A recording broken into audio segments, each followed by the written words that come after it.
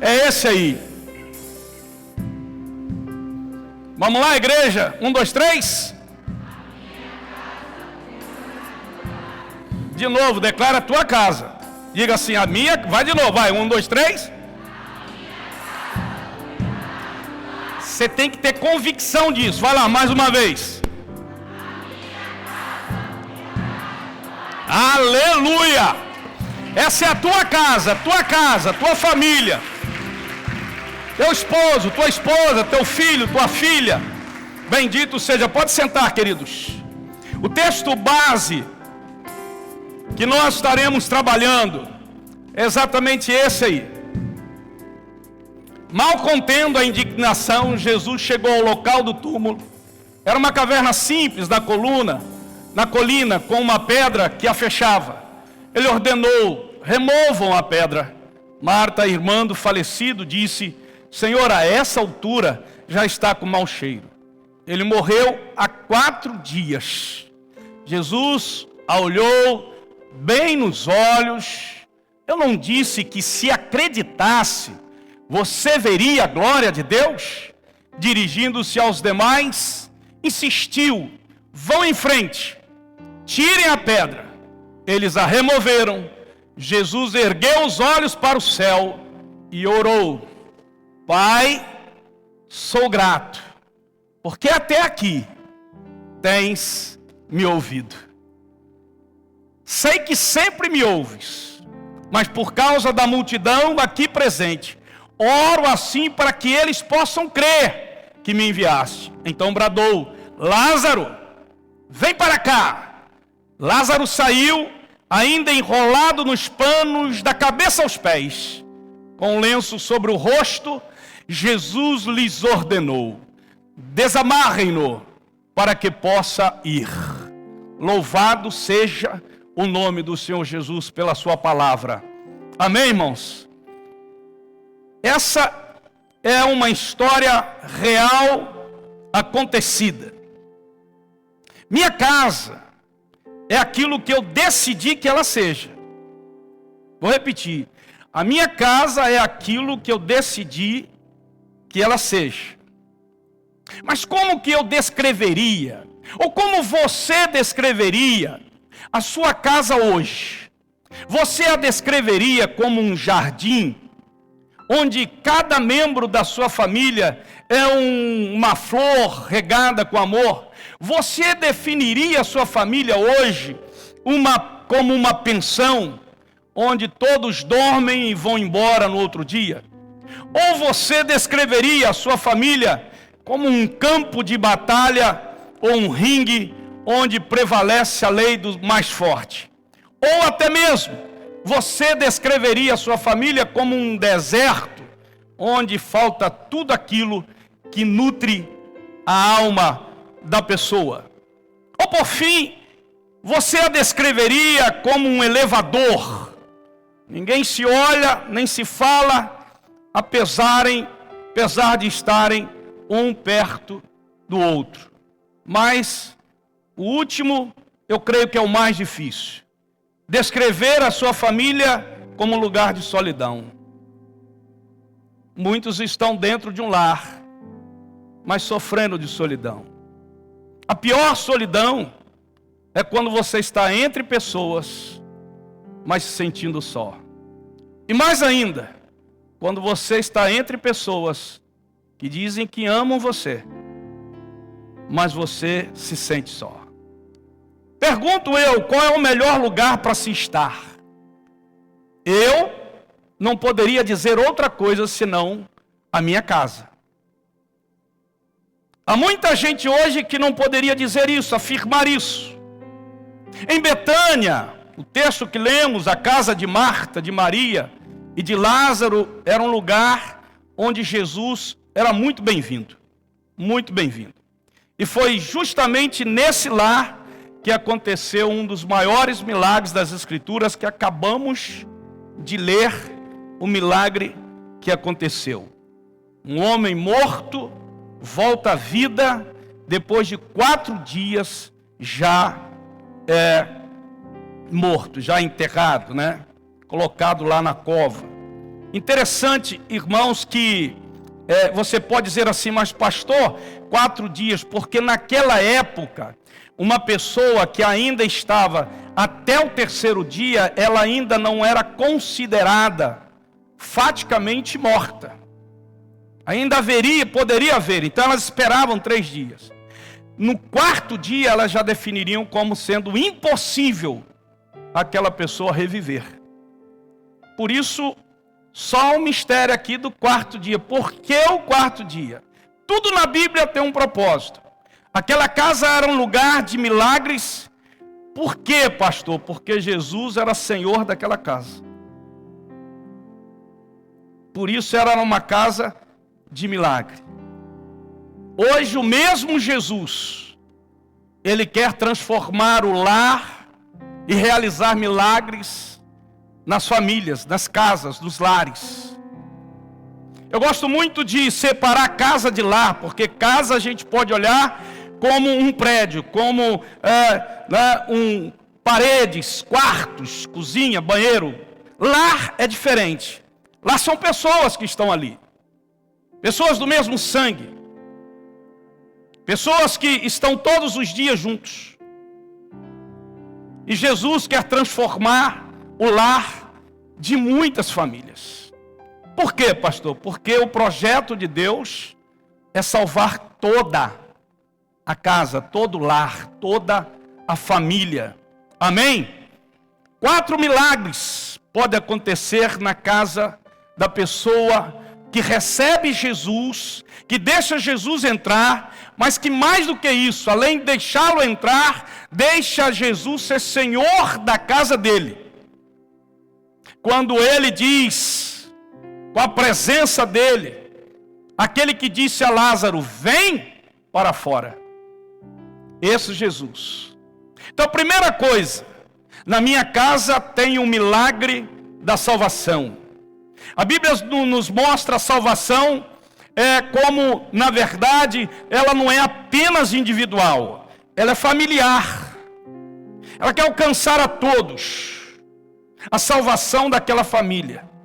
Desde o início, sempre foi assim. O lar, a casa. Por isso que o diabo trabalha muito para destruir as famílias. E ele começa destruindo a família não pelos filhos, ele começa destruindo a família pelo casal. Porque é o casal que dá o comando. É você, é aquela pessoa que tem essa responsabilidade. A casa de Cornélio se tornou uma casa de salvação em Atos capítulo 10. Ele era o responsável. A casa de Zaqueu experimentou a mesma coisa quando ele desceu daquela árvore e levou Jesus e abriu a casa dele para estar com Jesus. Porque Jesus diz assim, olha, hoje eu quero estar na tua casa. E muita gente diz assim, mas pastor, Jesus está na minha casa. Mas Jesus é Senhor da tua casa. Senhor da tua casa. É diferente. Eu dizer que Jesus está na minha casa, mas eu não deixo com que Ele seja Senhor da minha vida, das minhas decisões, daquilo que eu tenho que fazer. A casa do carcereiro de Filipos foi transformada em uma noite, uma casa que tem milagre da salvação.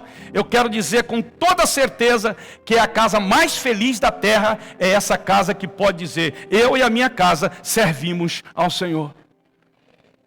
Essa é a casa mais feliz da terra. Pode não ter dinheiro, pode não ter nada, mas tem Jesus, então é a casa mais feliz da terra. Porque esse Jesus é que provê aquilo que aquela casa, aquele lar precisa. É esse Jesus que provê a cura, que provê a libertação, que aquela família precisa. É esse Jesus que provê aquilo que aquele lar está precisando.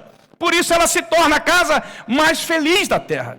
Hoje nós sabemos que tantos pobres e tantos ricos, com bens materiais e muitos outros sem bens materiais, não são felizes. Alguns buscam pelos bens para se tornarem felizes. Outros então, mesmo com os bens, não têm a felicidade. Os lares destruídos, os lares minados. Por quê, pastor? Porque Jesus não é Senhor daquela casa. O texto que nós lemos, Lázaro estava morto. Uma pessoa sem ação, sem voz, sem vida. Assim é o lar onde Cristo ainda não é Senhor. É um lar sem ação, sem voz e sem vida.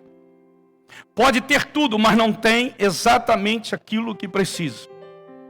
Pode ter mobília, pode ter comida na mesa, pode ter teto, pode ter parede, pode ter a melhor casa. É uma mansão, pastor. E aí a gente olha para aquilo e acha que a pessoa está muito feliz. Mas não está. Por quê, pastor? Porque ela tem tudo, mas espiritualmente ela está morta.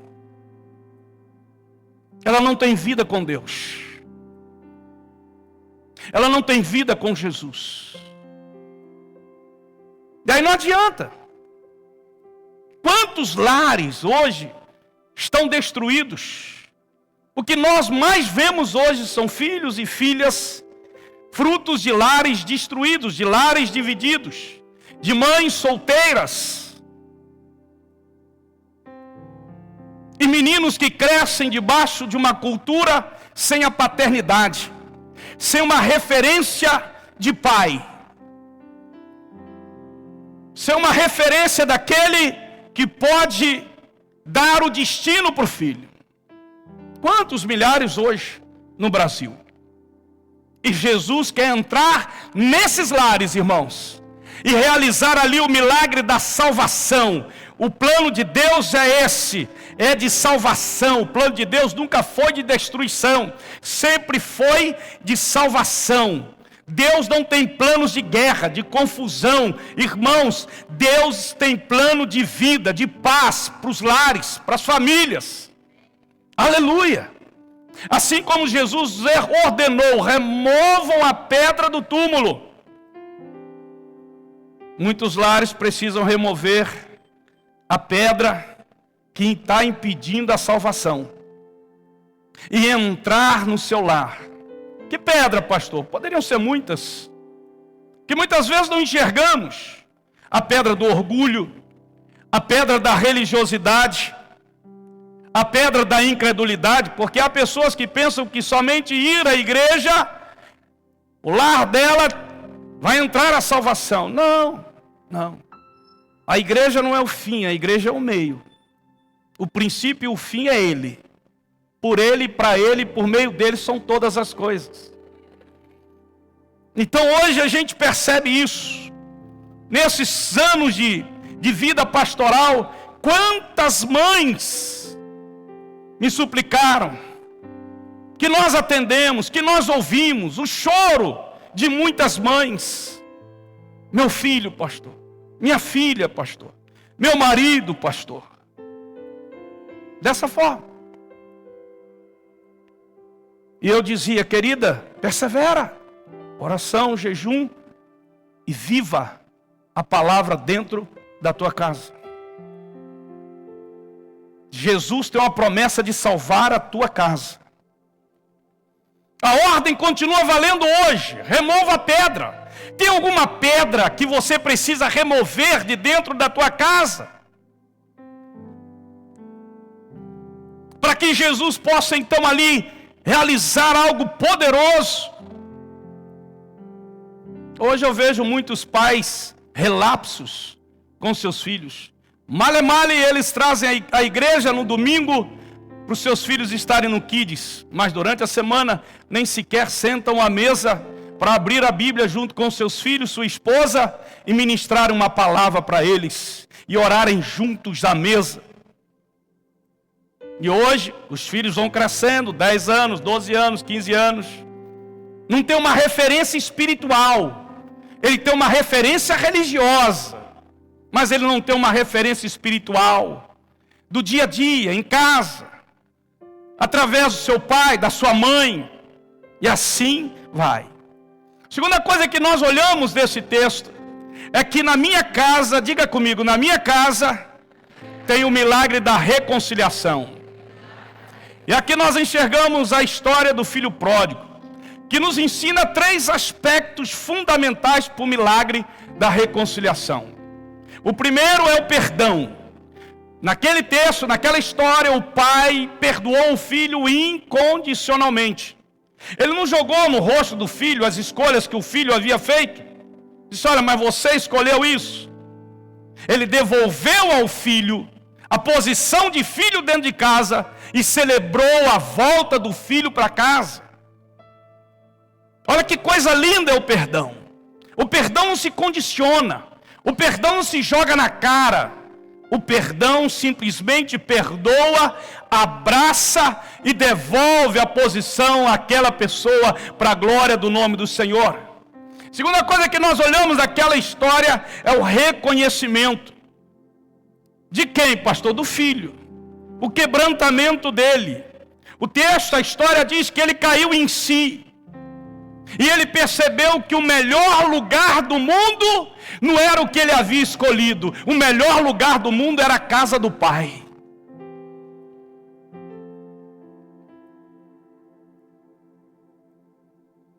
A casa do pai. Para nós, a casa do pai é a presença dele, é estar na presença dele. Para nós, em segundo momento, a casa do pai é aquela que Deus nos plantou para que ali nós fôssemos pastoreados, como é o caso de vocês aqui. Essa é uma casa do pai onde tem uma família espiritual que se congrega, que celebra, que serve, que adora, amém? Que cumpre a missão. Adoro, pastor, me alegro estar na casa do pai. Eu não posso ficar ausente. Eu não posso, sabe, porque eu celebro.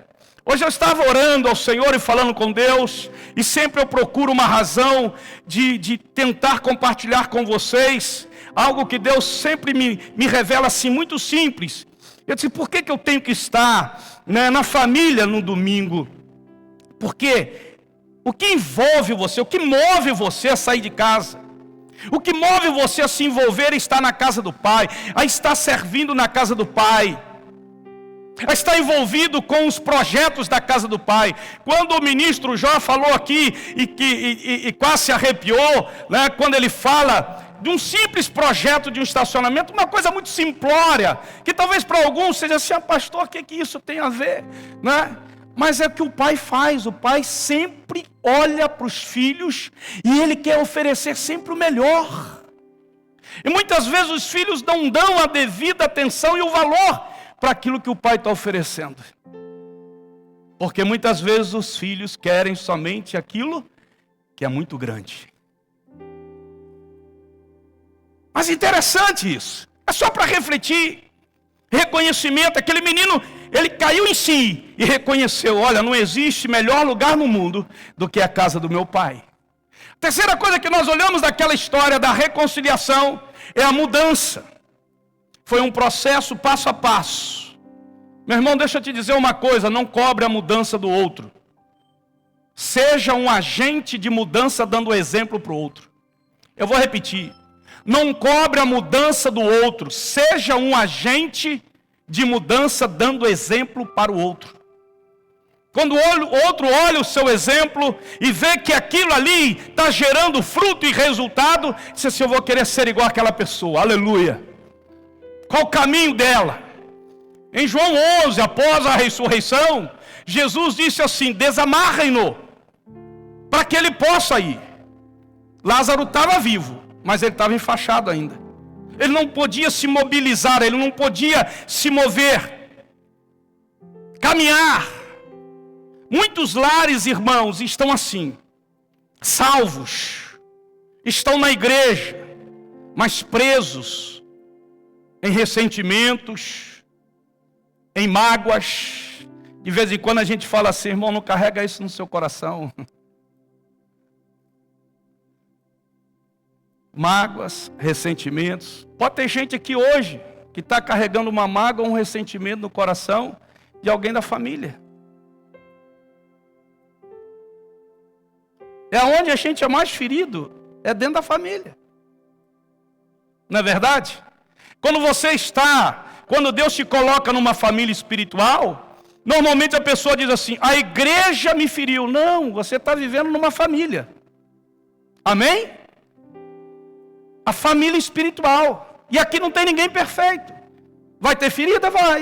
Vai ter decepção? Vai ter frustração? Vai. Mas quem é o nosso Pai? O nosso Pai é o Senhor. E o Senhor não me manda perdoar, quebrantar, me humilhar. Aleluia, louvado seja o nome do Senhor. Eu conheço lares em que as pessoas levam mágoas e ressentimentos e aquilo vai aumentando, daí a pouco se destrói. O filho que quer sair de casa e viver sozinho, o marido que não tem prazer de voltar cedo para casa, para estar com a família, isso resultado de mágoas, de ressentimentos. Muita gente presa nisso, infelizmente. Presa na mágoa e no ressentimento. O milagre da reconciliação é o ato de desamarrar o que prende os membros das famílias uns aos outros, uns dos outros. O que está prendendo? O que está amarrando a sua vida?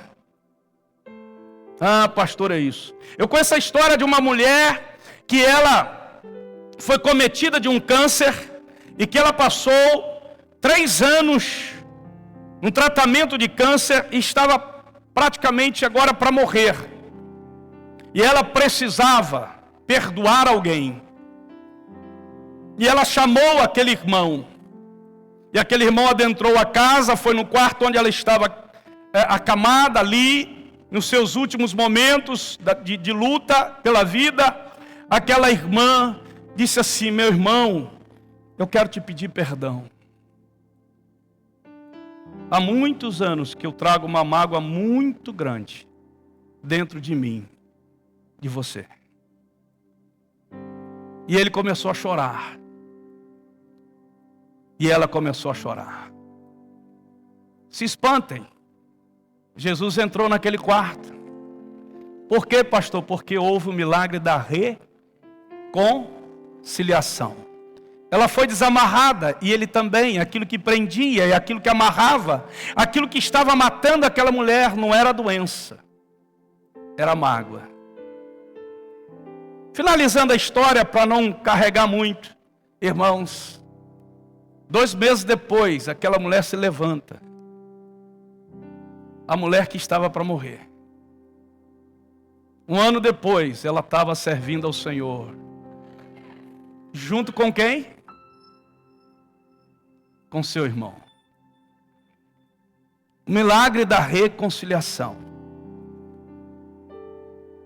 O que é que prende muitas vezes as pessoas?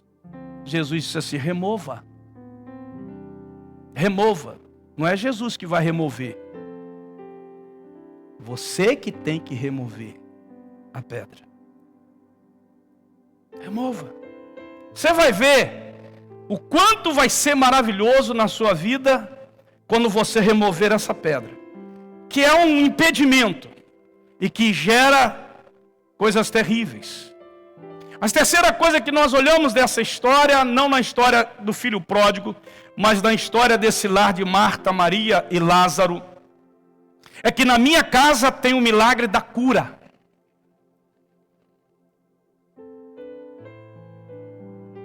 Muitas vezes a gente diz assim: mas pastor, essa enfermidade não te pertence, irmão. Rejeita ela em nome de Jesus, amém? Por quê? Porque Jesus está ali. O lar, irmão, deve ser muitas vezes o hospital de Deus na terra, onde Deus vai curar as enfermidades.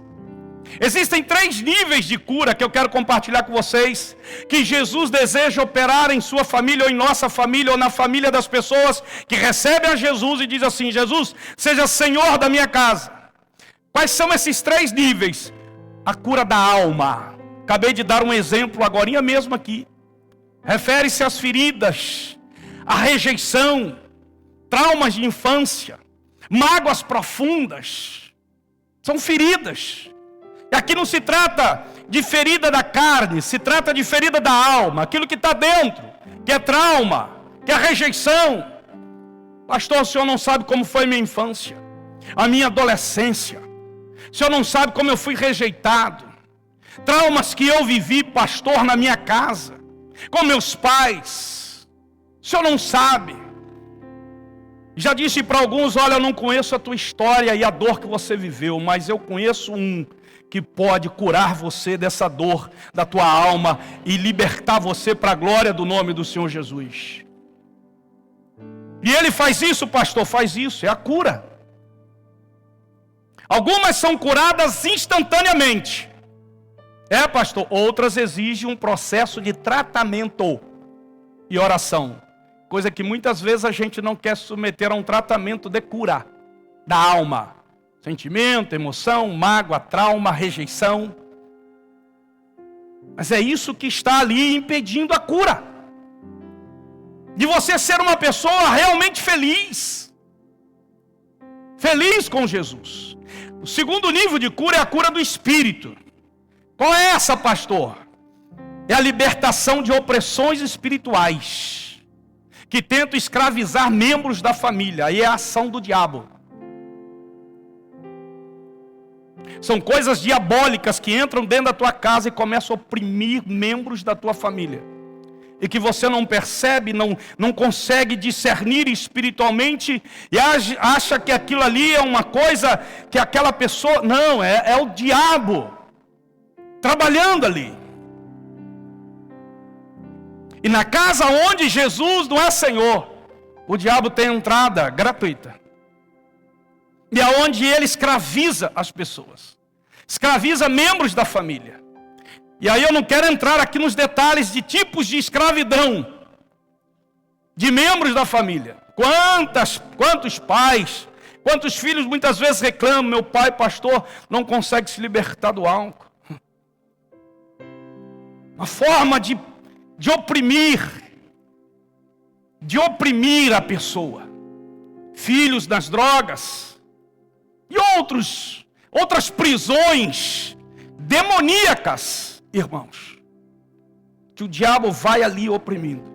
Mas onde Jesus entra, irmão, Ele tem o poder de fazer o milagre da cura. E aí eu e você conhecemos muitas pessoas que outrora, de famílias que estavam opressas, através de prisões, de ação do diabo, e que foram libertas para a glória do nome do Senhor Jesus. O terceiro e último nível de cura é a cura do físico. Qual é essa, pastor? Essa é mais light. É a enfermidade do corpo, que muitas vezes são reflexos da alma ferida. Quando você não é curado da alma, trauma, sentimento, mágoa, das feridas que são causadas, aquilo se transforma de alguma forma no seu corpo físico em doenças. Os psicólogos chamam isso de doenças psicossomáticas. Doenças que estão na tua alma que refletem no teu físico. E muitas vezes você não entende por que você não consegue ficar curado daquilo. O físico seu. E isso é complicado, pastor? Porque você vai no médico hoje, ele faz o diagnóstico e diz assim, mas olha, os exames não estão dando nada. Aí ele diz assim para você assim, como é que é a sua vida? Aí ele vai dizer que é o nível de estresse que você está passando. Para ele não falar que é um problema emocional que você está vivendo. Aqueles médicos que são mais experientes vão detectar a ausência de algum tipo de vitamina, de alguma coisa no seu corpo através dos exames, vai dizer assim, você precisa tomar esse remedinho aqui para repor isso daqui, para que então você possa ficar curado disso. Amém? Vocês entendem isso? Ou muitas vezes não entendem. Por que eu estou sofrendo? Por que eu não consigo ficar curado disso? Por que isso no meu coração? As pessoas escondem muito o que elas estão sentindo. E isso, esconder é a pior coisa que tem. O salmista Davi disse assim, enquanto eu escondia os meus pecados, ou seja, as minhas feridas, os meus traumas, os meus ressentimentos, dentro de mim, a minha alma, o meu corpo secava. O salmista Davi diz isso. Em Betânia, Jesus não somente ressuscitou Lázaro, ele trouxe uma cura completa. A morte tocou o corpo, mas Jesus reverteu tudo. Louvado seja o nome do Senhor. Eu quero declarar e profetizar que na sua casa, Jesus quer tocar nas feridas que parecem mortas.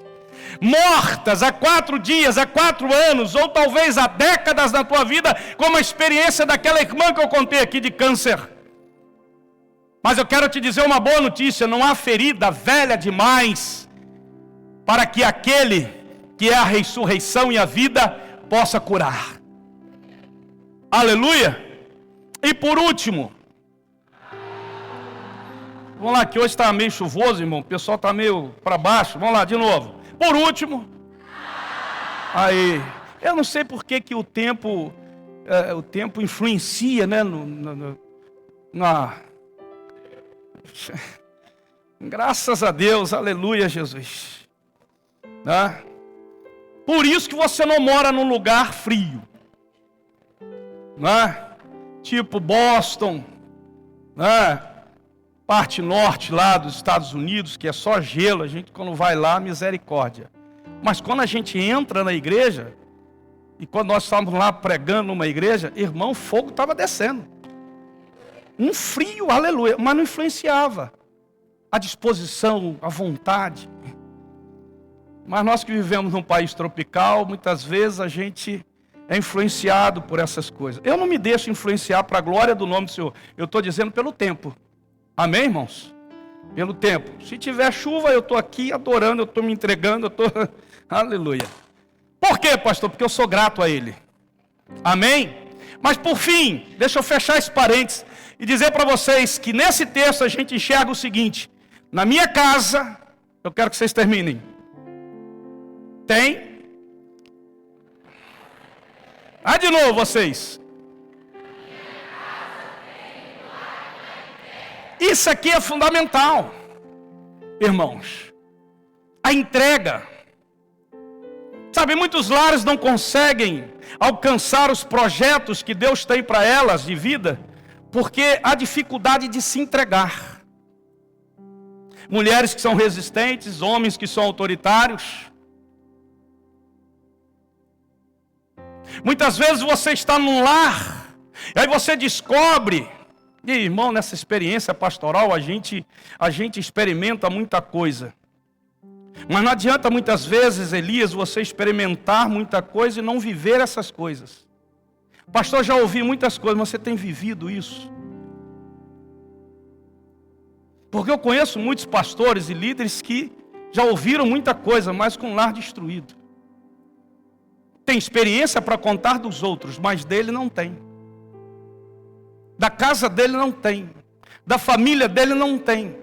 Dos filhos dele não tem. E aí eu estou falando de pastor, estou falando de líder. Eu estou falando daquele crente que já está na igreja já há um bom tempo. E eu estou falando para muita gente aqui hoje. Gente de pouco tempo e gente de muito tempo. Gente que começou agora na família e gente que já começou há tempo na família. E é assim que o Espírito Santo me revela. E muitas vezes filhos nos procuraram e dizem assim: pastor, o senhor acha que meu pai e minha mãe é assim? Eles brigam muito em casa.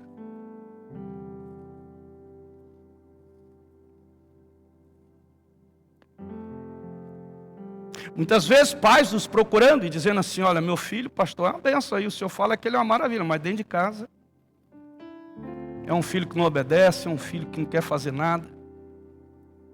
E eu sei que aqui na igreja ele é considerado nota 10.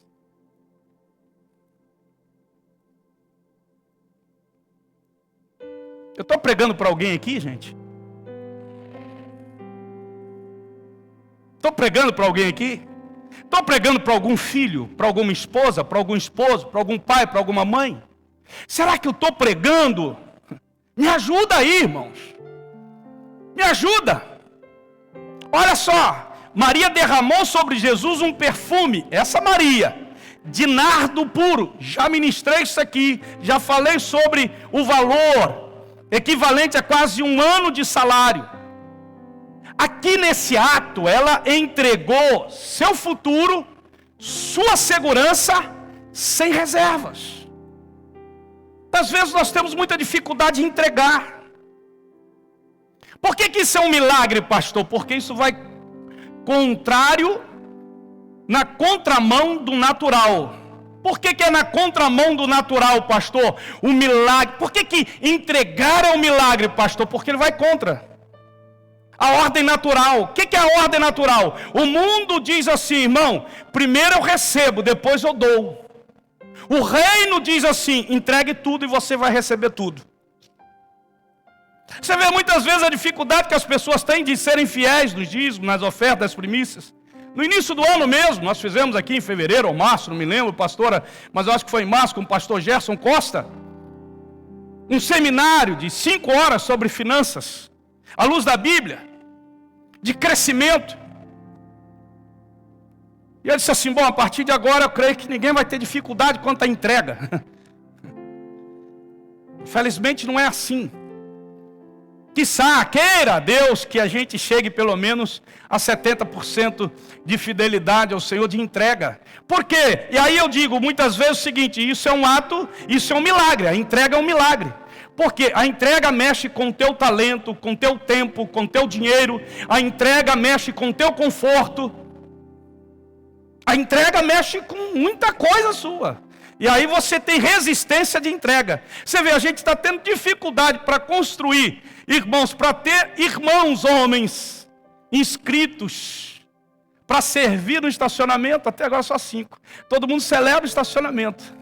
Então, às vezes nós celebramos, irmãos, as coisas boas da vida, mas nós não queremos fazer parte delas, servir nelas. Me permita essa colocação aqui em nome de Jesus, não é nenhum desabafo, pelo amor de Deus, porque na Bíblia diz, a palavra de Deus diz que não é por força nem por violência, e eu não quero que ninguém aqui se constranja ou se sinta forçado, porque o pastor disse isso, nada disso, nada disso. Se você não entende isso, que isso é um ato de gratidão e de amor, pelo amor de Deus, não faça. Não faça porque eu disse, porque Deus disse, faça porque você ama, é uma entrega. A Bíblia diz em Marcos 4:8 que a verdadeira entrega produz fruto de 30, de 60 e de 100 por 1.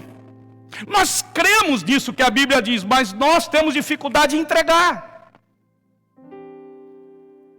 Está comigo aqui? Quem está comigo aqui, levante a tua mão.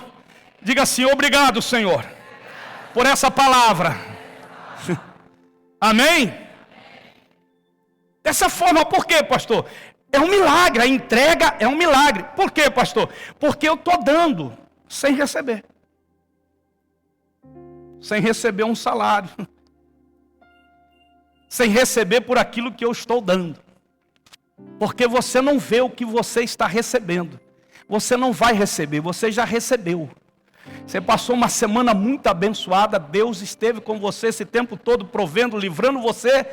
Cada livramento que Deus te deu, que você nem percebeu que Deus te livrou. Você entendeu ou não? Amém?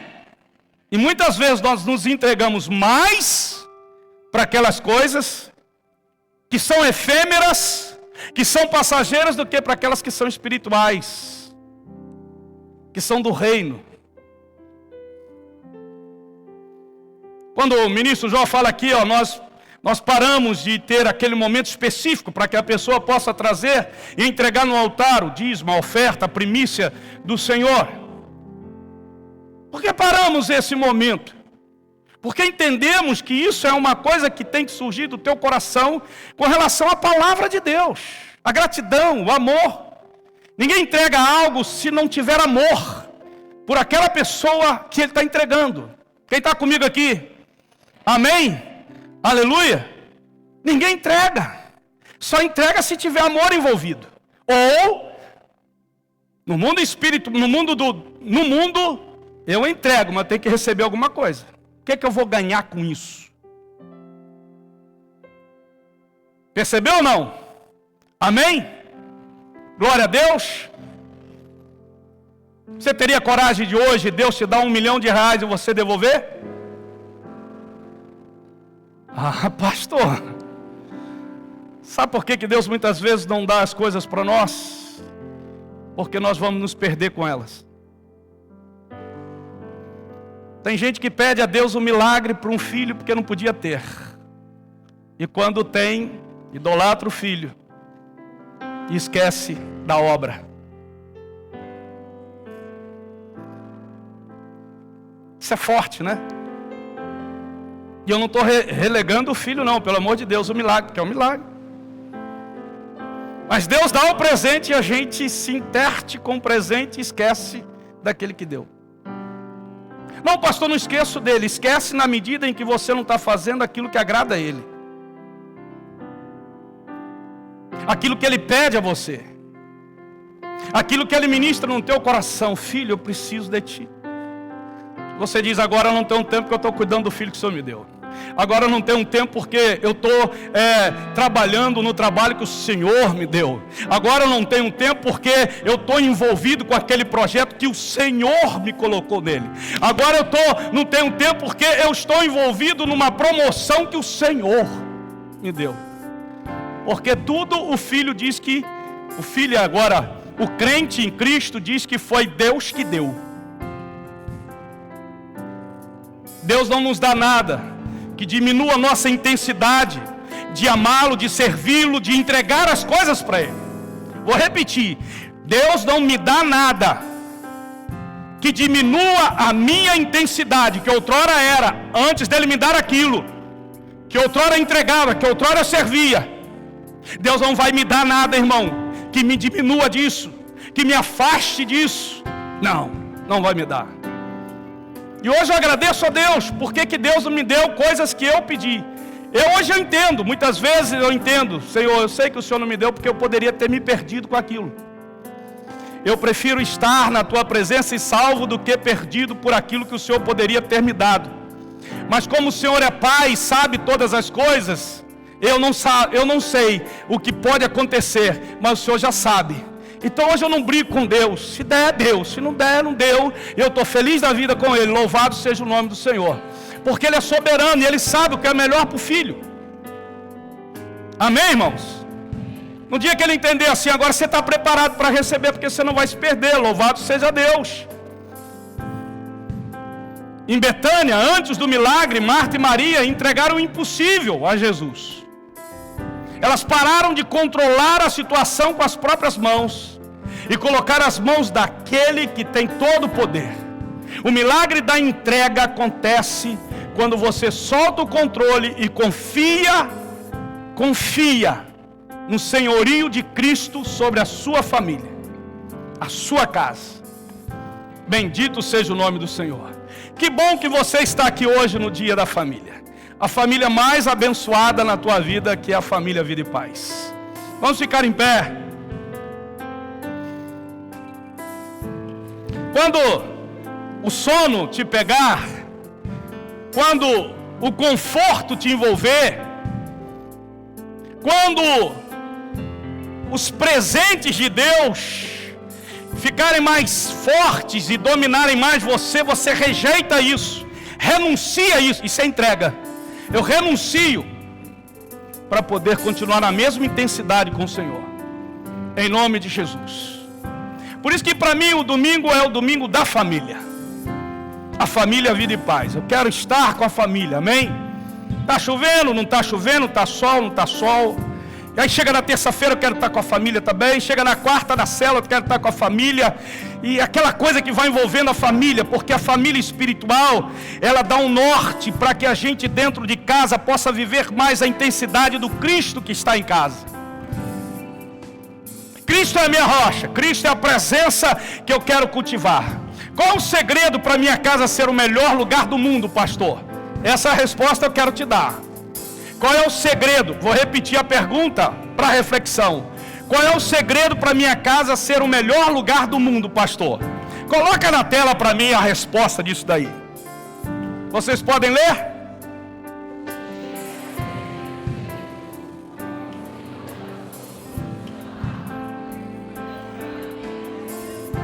Ele merece uma salva de palmas ou não?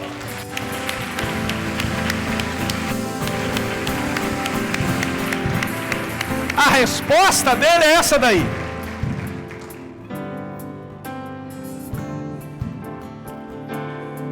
Jesus te tira de uma igreja maravilhosa e vai te colocar lá numa cidade muito pequenininha, para que lá ele possa cumprir o propósito dele em você. Você diz assim: eu não vou para lá não, pastor. Entrega, porque toda entrega vai gerar fruto 30, 60 e 100 por 1. Toda resistência vai gerar mágoa, ferida, ressentimento. Pensa nisso. Cultive a presença de Jesus. Interessante que a frase, ou que a resposta não diz assim: cultive a presença de Jesus como Salvador absoluto. Não, diz como Senhor, porque a salvação é individual, mas ela alcança a família a partir do momento que Jesus é Senhor da minha vida, da minha casa, da minha família. Amém? Eu sou filho, pastor, deixa Jesus ser Senhor da tua vida pela palavra. Dê exemplo para o seu pai. Mostre ao seu pai quem é Jesus, através das suas atitudes, da tua reação, daquilo que você faz, daquilo que você fala. Mostre isso. Mulher, a mesma coisa para o marido, marido, a mesma coisa para os filhos. Nós vamos ter muitos lares transformados, libertos, salvos, curados, em nome de Jesus, reconciliados, para a glória de Deus. Você crê nisso, irmão? E como fazer isso, pastor, na prática? Eu já falei uma das coisas aqui: orem juntos. Uma família que ora junto, constrói um lar inabalável, irmãos. Constrói um lar inabalável. Leia a palavra, medite na palavra. A palavra faz a gente discernir o caminho, a escolha, a decisão. E a terceira coisa muito importante, praticar isso, perdão diário. Perdão não é um sentimento, perdão é uma decisão praticada todos os dias. Virou, mexeu, tem que pedir perdão para ela. Você não lavou a louça, me perdoa, já vou lavar. Não gosto de lavar a panela, mas até a panela de vez em quando Perdão é uma coisa que restaura, que reconcilia, que faz a coisa abençoada. Quando Jesus entra na tua casa, querido, como Senhor, Ele se torna um lugar de transformação. A vontade de Deus, anote isso daí, é que o endereço do céu seja o endereço do teu lar. Anote isso. A vontade de Deus é que o endereço do céu seja o endereço do seu lar. Onde está o céu? Ah, está na minha casa. Você quer saber aonde tem um lar abençoado? Pois é, na rua do Finader 211. Tem um lar lá abençoado. Lá é o endereço do céu. Pode chegar lá, bater. Você pode não ter pão, não pode ter comida, não pode ter nada, mas você vai ter palavra. Brincadeira, irmão.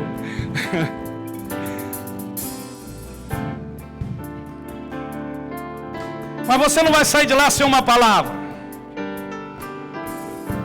sem uma bênção, sem um momento de mesa. Aí diz assim, pastor, imagine cada família da igreja na tua casa. Eles vão sair de lá, vão deixar a oferta. Porque Maria derramou um perfume, um frasco de nardo, que valia 1 ano de salário de um trabalhador. Ela derramou sobre Jesus. A gente não pede. Quando a gente faz, irmão, não faz porque a pessoa pede. Faz, irmãos, porque a gente se sente honrado por aquilo que recebemos. É um princípio da honra. Eu tento, já faz uns 3 anos que eu estou tentando ministrar, ensinar esse princípio, mas é muito difícil para se discernir e pegar. O princípio da honra. E aí eu quero dizer para vocês, para a gente fechar aqui, irmãos, se você morresse hoje, não vai morrer. É só hipoteticamente. Amém? O que os membros da sua família diriam de você? O que eles diriam? Davi foi um homem segundo o coração de Deus. Moisés foi um homem manso. Jó foi o homem mais íntegro. Essas foram as frases colocadas nas lápides do túmulo desses homens. Aqui jaz o homem mais manso da terra. Aqui jaz o homem mais íntegro da terra. Aqui jaz o homem considerado segundo o coração de Deus. O que o seu cônjuge, qual é a frase que seus filhos, que seu pai, sua mãe, hoje Jesus está dizendo para alguns aqui: eu quero começar uma obra nova. Talvez falte a cura. Muita gente magoada, ressentimento, ferida, rejeitada. A ordem de Jesus ainda ecoa hoje aqui. Ele ainda fala hoje: removam a pedra, saiam do túmulo do desânimo, saiam desse túmulo de indiferença, de resistência, de conforto, de orgulho. Saiam desse túmulo e experimente a vida em seu lar, em sua casa, em sua vida, em nome de Jesus.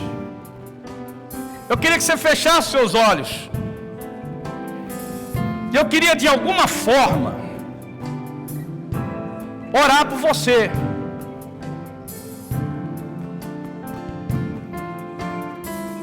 Se você está aqui pela primeira vez, seja bem-vindo.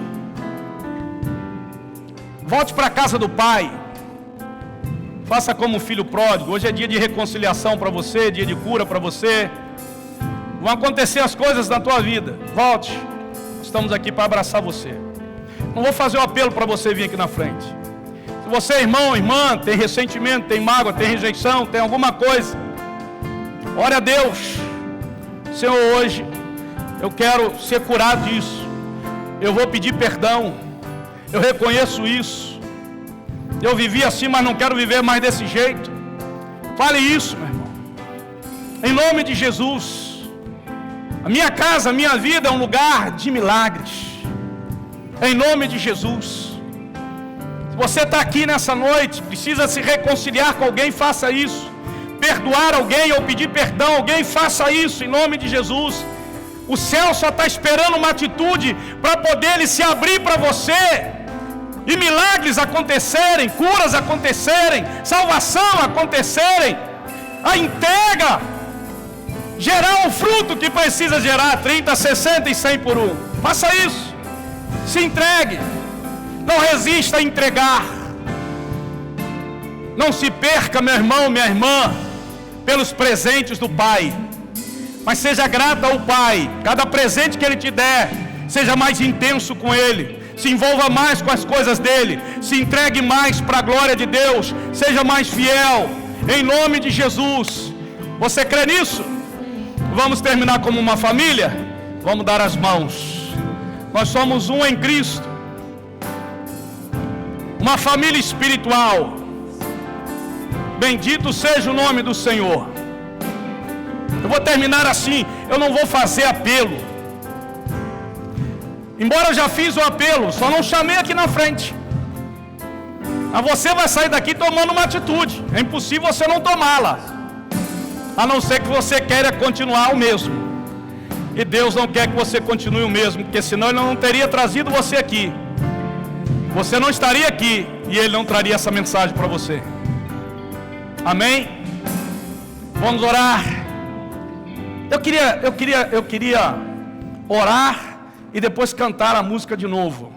Amém? Com todos eles, assim já com a mão, né, fora. Mas vamos orar de mãos dadas, em nome de Jesus. Eu queria que, antes da minha oração, você que está de mão dada, com esquerda e com direita, que você orasse pela família dessa pessoa que está à sua direita e à sua esquerda. Mesmo que você não conheça, mas ore. Ore por salvação, por reconciliação, por cura e pelo milagre da entrega. São milagres. Ore pelo milagre. Milagre. Faz um milagre lá, Pai, da salvação, se tiver alguém lá, da cura, Senhor, da reconciliação. Faz o milagre da reconciliação. Faz o milagre, Senhor, da entrega ali naquele lar. Fala o lar. Fala o lar. Os membros daquela família. Faz isso, Senhor. Nós vamos ver isso acontecendo nas casas de paz, as celas envolvidas, os líderes envolvidos. Nós estamos no mês em que todo mundo está escrevendo lares para a casa de paz, aleluia, glória a Deus por isso. Há um lar pedindo para você: ei, me visita, ei, me coloca esse projeto, eu quero experimentar esse projeto na minha casa. Tem alguém que você conhece que está pedindo isso, aleluia, ô glória. Te amamos, Senhor, te adoramos e profetizamos milagres de cura, de salvação, de reconciliação, milagres de entrega nos lares aqui presentes que necessitam, como também, meu Pai, em membros dos lares que não estão aqui, bem como, Senhor, profetizamos esses milagres em outras casas, nas casas que nós iremos entrar, na casa de paz. Profetizamos lares, ó Pai, que vão experimentar esses milagres e que nós iremos ouvir o testemunho delas, e que esses irmãos que estão aqui serão agentes dessa mudança, para a glória do nome do Senhor Jesus. Amém, igreja? Vamos declarar mais uma vez para a gente encerrar. Dê um abraço. Aleluia. É Ele. Vamos lá, igreja. O amor que alcançou a minha casa é Ele. Declara isso. Oh, aleluia. Meu Jesus, Olha só. eu te entrego minha vida. Faz essa declaração.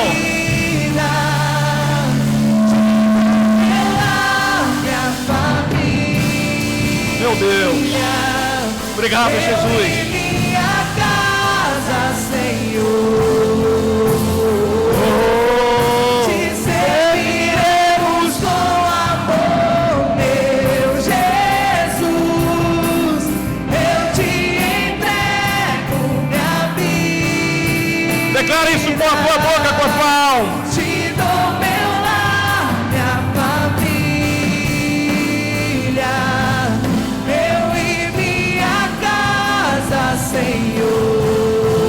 Senhor, te serviremos com amor, meu Jesus. Eu te entrego minha vida, te dou meu lar, minha família, eu e minha casa, Senhor.